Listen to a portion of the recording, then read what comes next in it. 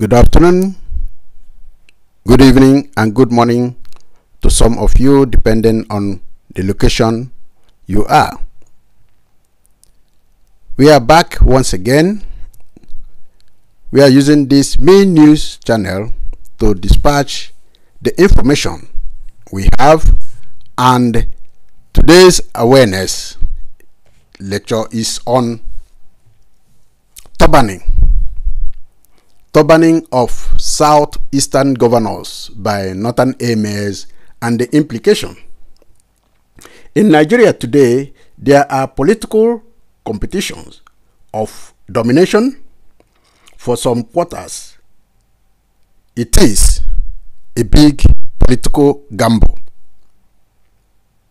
In some areas, there are fears of return of modern caliphate religious expansion in Nigeria.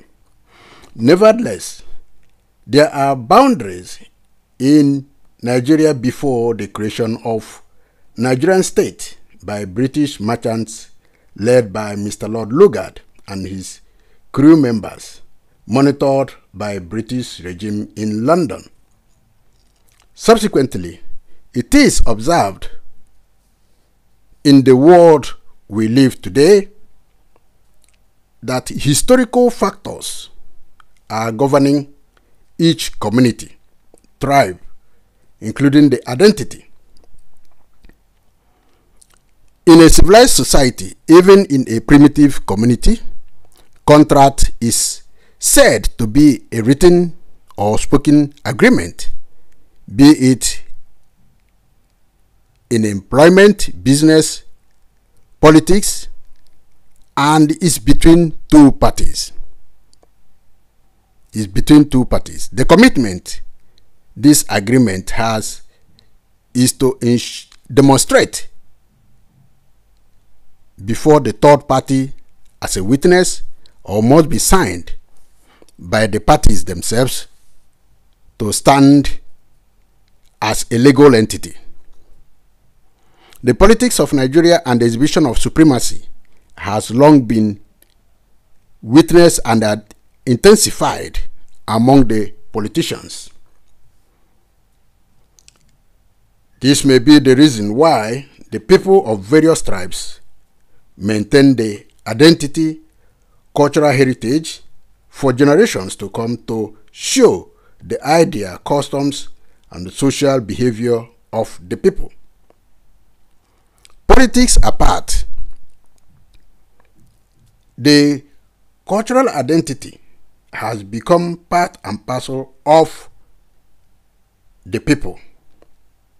Self-conception, perception, and ethnicity in the system where people of various diversity are involved.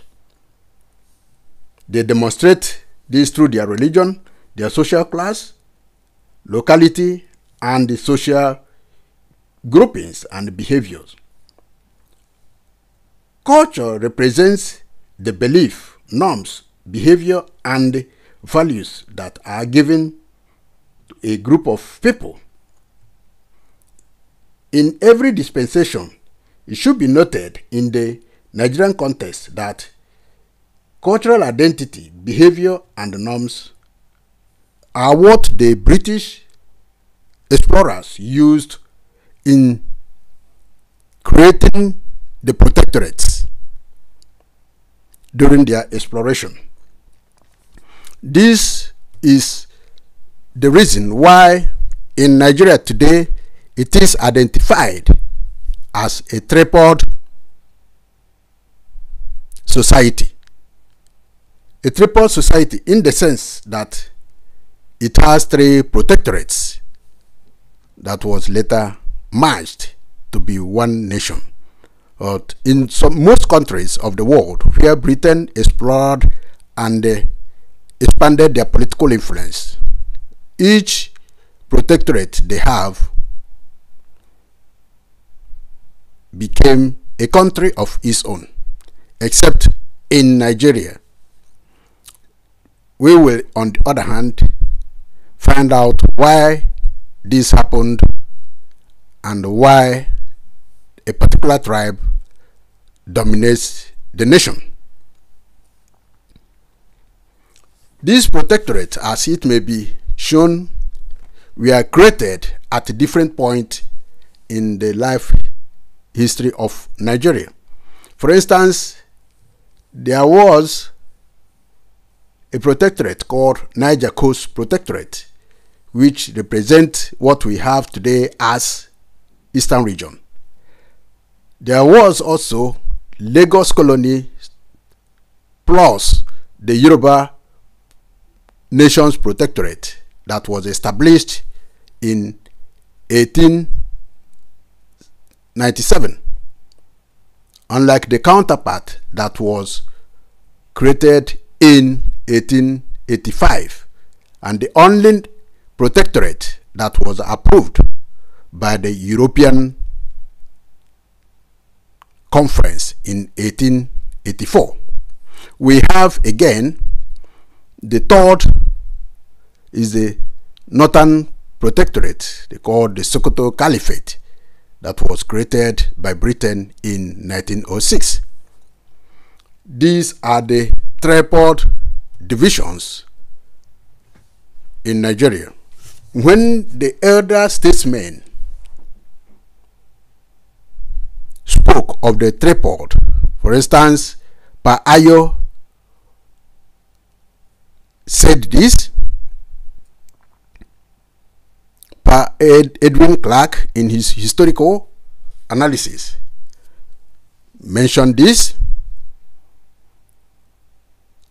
These are the countries that constituted what everyone sees today as Nigeria. They were different countries of their own. The divisions were based. See, we have seen the Northern Protectorate, have seen the Lagos Colony Protectorate with their own emblem and their own logo or insignia. We have now seen the Niger Coast Protectorate with their own insignia and their own logo. That was what was in those days. And these were based on the cultural identity.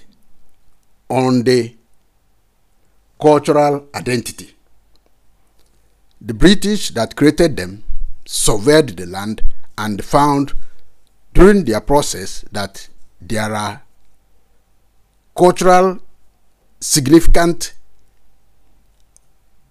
observations within their exploration period. So these are the divisions.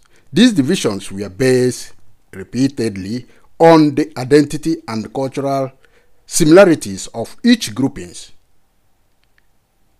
These cultural identities has not eroded even amongst those who are at home and in diaspora. Today, we continue to maintain the identity of the forefathers, even those who are presently in Nigeria and those who are outside the country. Nevertheless, the cultures can be intermixed, especially when one migrates to a new place. Their cultures intermixes with the existing culture where they are based, but nevertheless, they try to maintain the culture of their ancestors. These cultures has remained the identification guidelines. They have remained the identification guidelines. It is the intermix and the political journey and pilgrimage that has become a concern in the minds of Nigerians, caused by the political system operating at the present day, at the political arena, especially when it comes to relationship between the North and the South. The North and the South. Those in the South West and the Southeast were at a point emerged as one nation by the British explorers. However, what is important is what is transpiring today. The politics of Nigeria has gone far and is being watered by the British government and is still based on maintaining the tripod stand of the northern region, the southwestern region, and the southeastern region. The split is based on the earlier explanation, as you may know, the culture, the religious life of the people. In the north itself, the culture and the religion dominates the political arena, unlike the western region and the southeastern region. In the western region, there is a religious divide because of the expansion of the Fulani Caliphate conquest in the western part of Nigeria before the British intervention, which took place between 1804 to 1812, whereby Osman Dan Fodio conquered part of the western region of Nigeria, for instance, Kwara State, and introduced Islamic religion. But in the eastern part of Nigeria, which comprises of the states to be mentioned and those that we are divided today as in form of southeast and the south-south. But the cultural identity remained what they were during the time they were created, except in an area that has become intermixed within the south or part of the southeastern region, the Auchi, which embraced Islamic conquest and religion. Politicians of the past years had guided both the cultural heritage, identity, and expansion. They have stood against the expansion of Fulani Caliphate Islamic influence in the regions. Even the most western region, the Yorubas, most of them changing their religion from Islamic system to Christianity. There have been fight in between the two religions within the enclave. It is highly observed that accidental politicians that arose within and during the time of military regime has brought hardship and confusion into Nigerian politics today. And that is why we are going to do the definitions, carry out what turbaning is all about, their functions, the royal gifts to the politicians of southern extracts. The pendulum of Islamic influence by the military regime has drawn the military hegemony politicians into the Islamic umbrella. That is very, very important. And this is a secret embrace which most of the citizens do not understand and do not know the implications.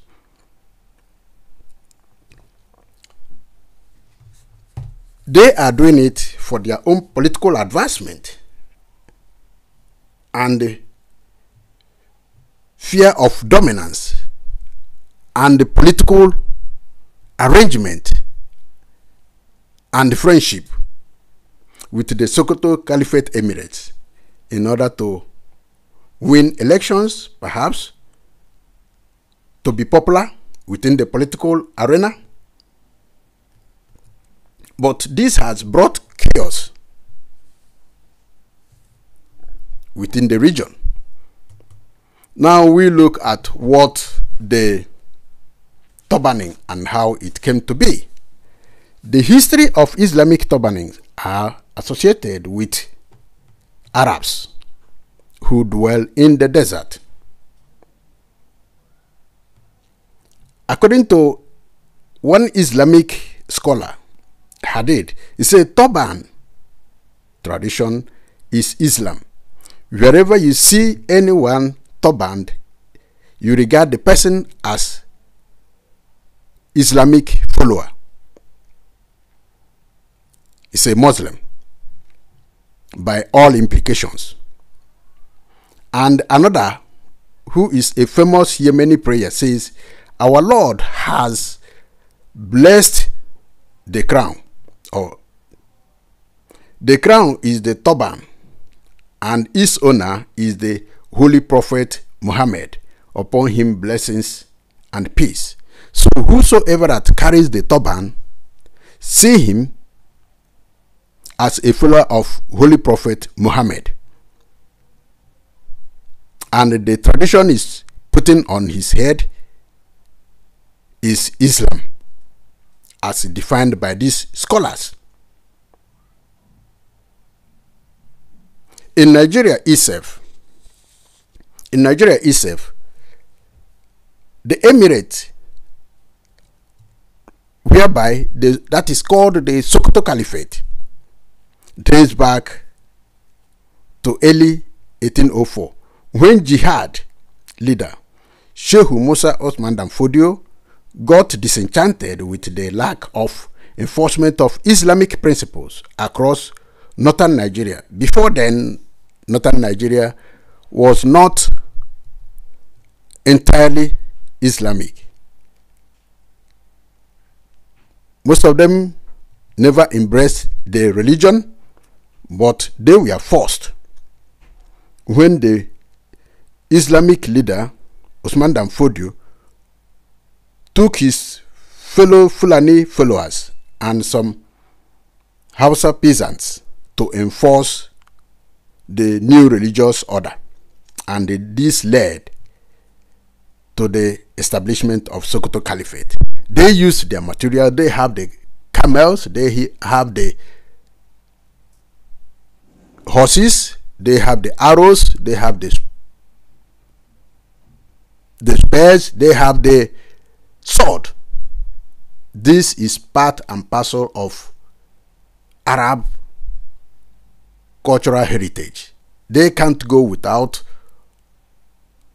all these instruments: knife, dagger, spear, sword. This is, they can kill, they use them to kill at any point in time. It did not start with those in Nigeria. That is the spread of the Islam. Started with the leader, the Holy Prophet Muhammad. They use it as an instrument of war. It didn't start with Nigeria. They only, for the fact that the Fulanis came through the Arab desert, they experienced them, they have them, they influenced them, they have the same culture, they are Arabs in nature and everything. It becomes part and parcel of them, or it becomes part and parcel of them. Now, the leader of the jihadist movement, Osman Danfodio, who entered into Nigeria through the Sahel, used the opportunity of being there to influence the Hausa peasants, and they took advantage, and they were able to conquer the Hausa state. Now, after the conquest, Osman Danfodio himself was turbaned. In the slide before you, you see the turbaning of Osman Danfodio. Osman Danfodio was turbaned. and that is religious supreme authority. He was the head of Islamic supreme authority in northern Nigeria after the conquest, because he led the conquest himself. The same culture or the cultural heritage has not changed. You see, the present day emirs, they have turbaned according to the way Usman Dan Fodio turbaned. You see the umbrella, as at that time the followers used to cover him. The same thing applies today. These are the present day emirs in the northern part of Nigeria.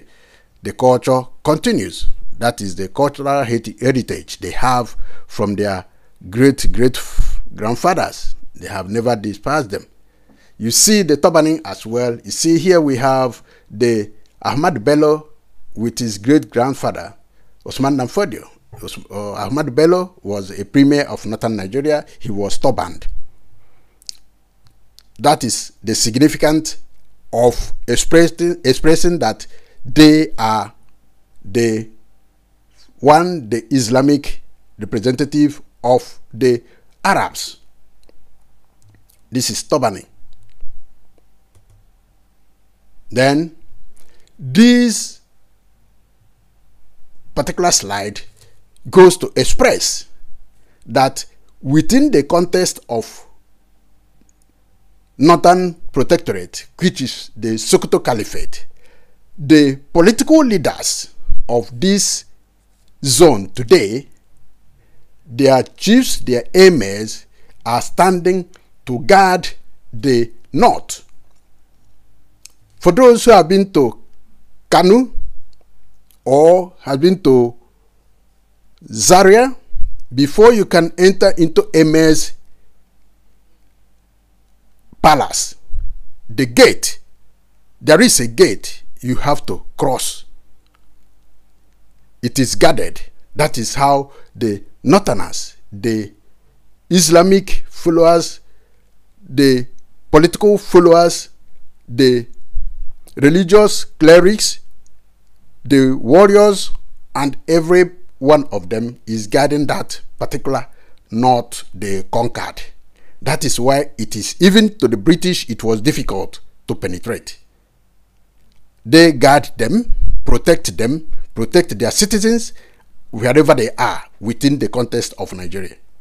This is showing you how they guard them with their warriors, with everything.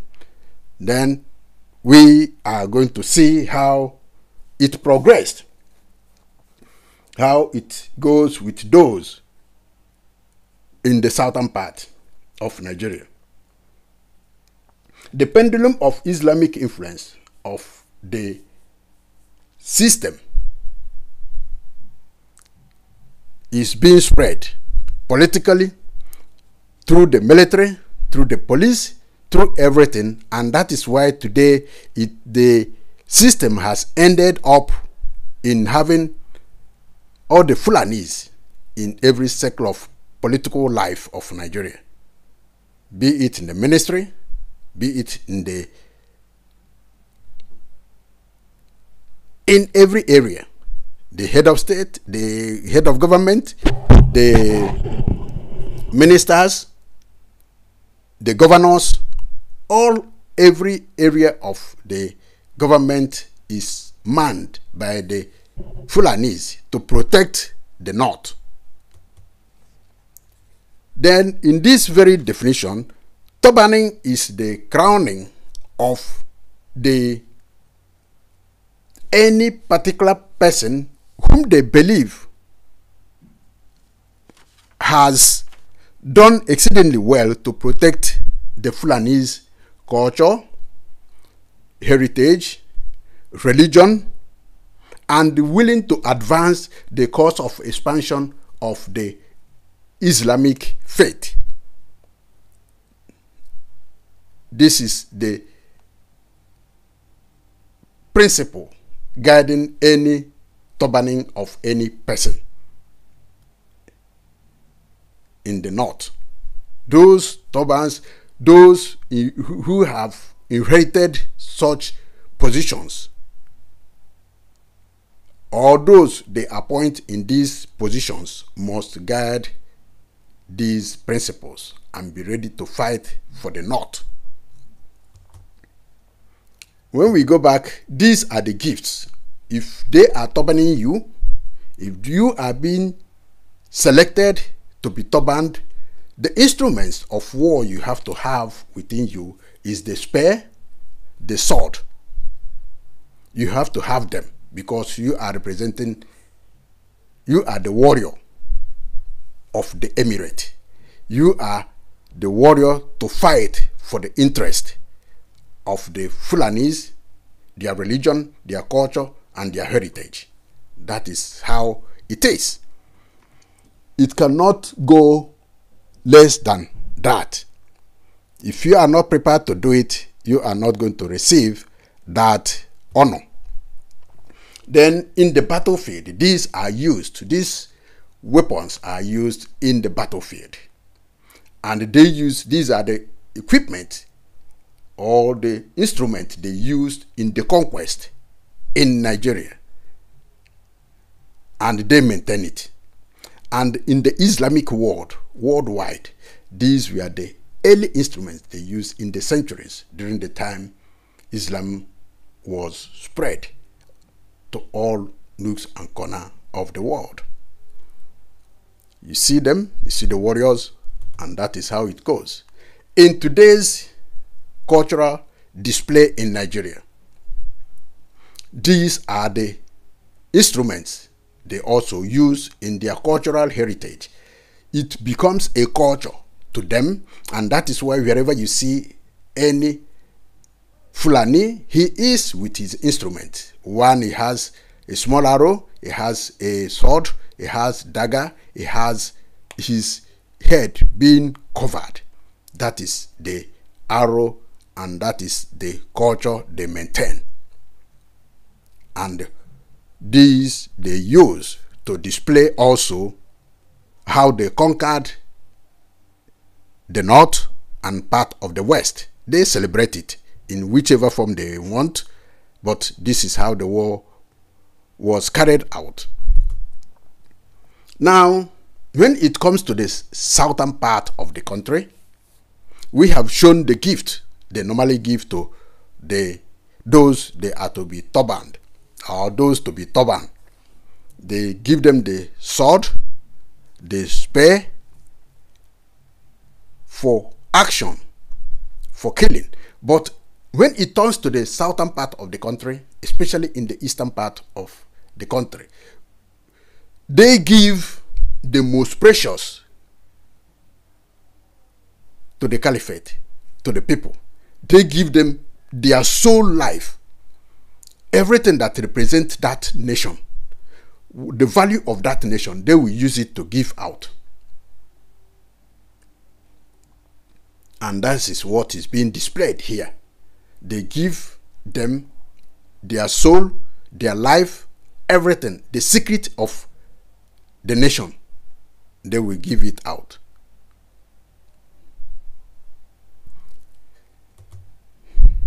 Then we come to turbaning again. The turbaning has roles. Before you are turbaned, there are roles one has to establish and accept. As we stated earlier, for any agreement between two groups, this is a contract, what is called a contract. And this has to be witnessed either in form of signatures or the third party witnessing what is going on between the two parties. The politics of Nigeria and its vision of supremacy has long been witnessed among the politicians, and the political maneuvering has much to do in the life of politicians. Nevertheless, the skill of this political maneuvering depends on how you demonstrate them, how you implement them, and how you portray yourself, your own influence on the other. According to a political analyst, one C.J. John, he stated that the table of achievement in politics are not made by those who wait till the latter, who witness, but by those who exhibit the ability to maneuver others. They show the ability to maneuver others, and that is what is lacking in the politics of southeastern politicians. For you to accept this contract, for you to take this contract, you have to do some certain things. Having established by southeastern politicians, the present day politicians, these are the military era politicians. These are the military errand boys politicians who are representing the southeastern states today as political leaders. For you to be crowned, you have to enter into agreement. It is established in Islamic law. And what are those things? One, you have to be a political representative of the caliphate in your region. You have to represent the religion as a religious leader, protecting the Islamic religious system in that very state or that zone.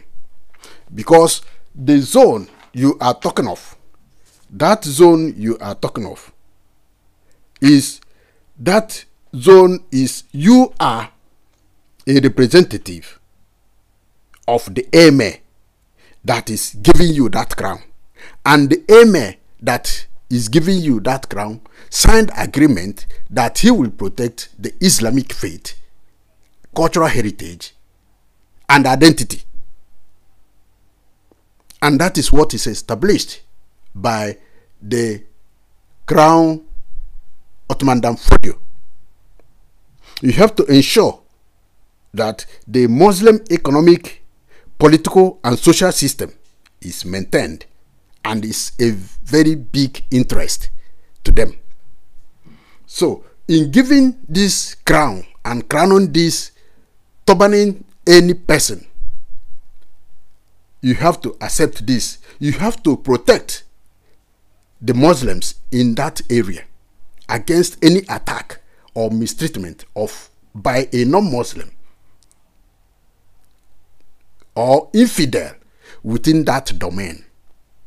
That is what it's all about. When you see the governors doing whatever they are doing to the citizens of that state, because they have signed this agreement and to maintain these principles before they are turbaned. They have to maintain peace and order within the domain where the Fulanis, Islamic Fulanis, occupy or are. They have to protect the Islamic laws, businesses, and interest within the zone. And when they say, why are they killing their people? Why are they bringing military? Why are they bringing this? These are the reasons. We have to, in the next part 2, we will explore those ones in detail and how they came about. They have to liaise. These governors has to appoint members, either superficial, internal, or self-communication, members of those Islamic Fulani communities that will work together, or the governor will liaise to inform what is happening in his government or in their government. They must have to appoint a chairman, and that will communicate whatever government is doing to them, and they will tell the governor what they need and what they want. If they want to kill anybody, they have to inform the governor. If they want to do anything, the governor will not intervene, because they are still informing the man who turbaned them in their state.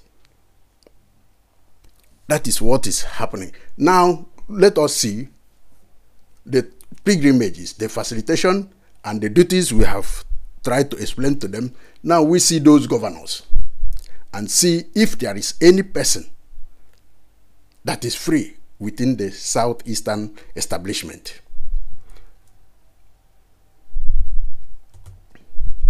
We have seen the governor of Imo State. We have seen the turbaning of Ojozokano. We have seen Ojozokano, what instrument they gave to him. Going back a little bit, they gave him these instruments. What instruments? They gave him the sword and the spear. He has them in his hand.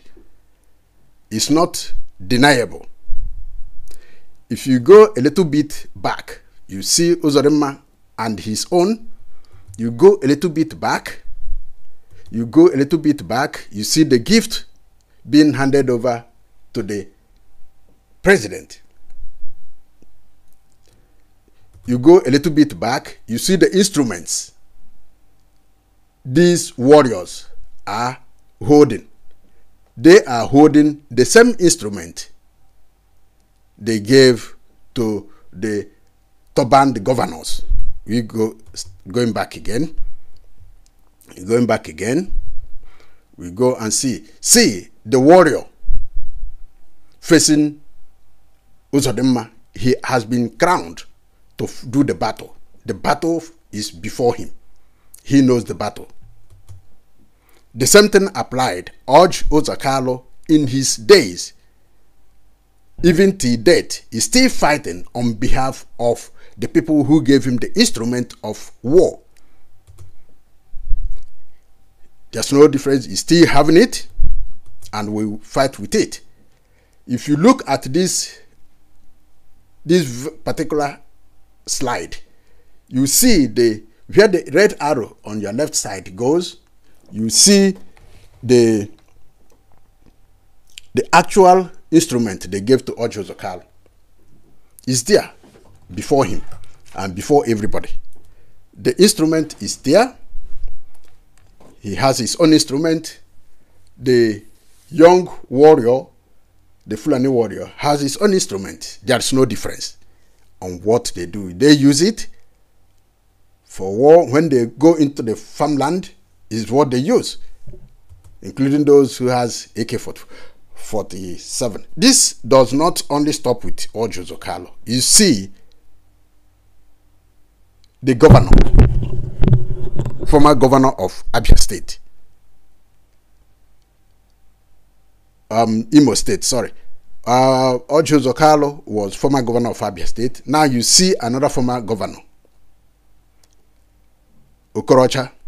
He has his own sword being given to him as a gift and turband to represent the interest of the Fulani. You see what the sword they gave to him is all about. When you see people being butchered, because they are given the authority, those Fulanis, those young Fulanis, those Hidas, all of them, the bandits, the ISWAP, the Boko Harams that use knives to kill. This is part and parcel of the life they were trained with. You come again, you see the former governor of Rivers State, TBK Amechi. He has his own sword. He has been given his own sword and arrow. You see him with it, holding it. No person will tell you that this is not. I didn't have any arrow. They didn't give me any sword. He is holding his own, is an instrument or instrument of war to protect the Islamic Caliphate system.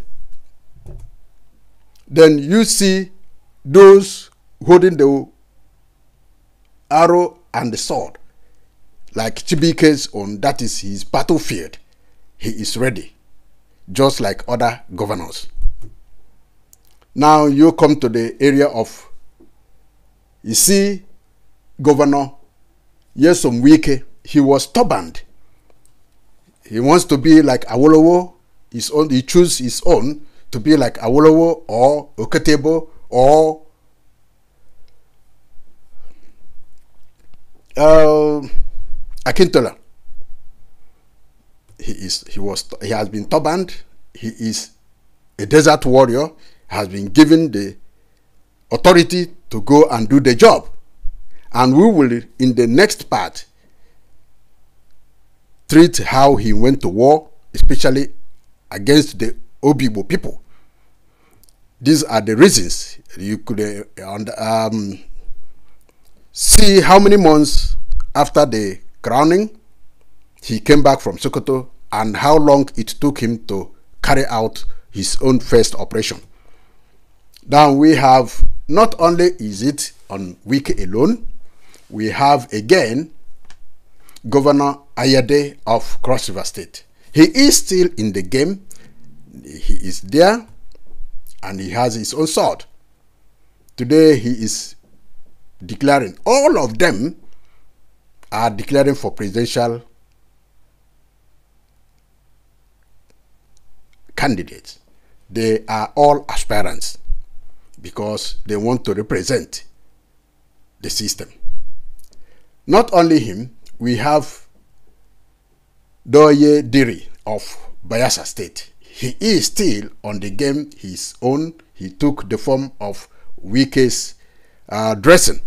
All of them are there. The emirs that crowned them, like he was crowned by Rewan Adamu of Bauchi State. He is there. Each have chosen, or each has chosen the particular emir that he wants to liaise with. And these emirs have the same oath, the same obligation, but depending on which area each of the governors choose to liaise with.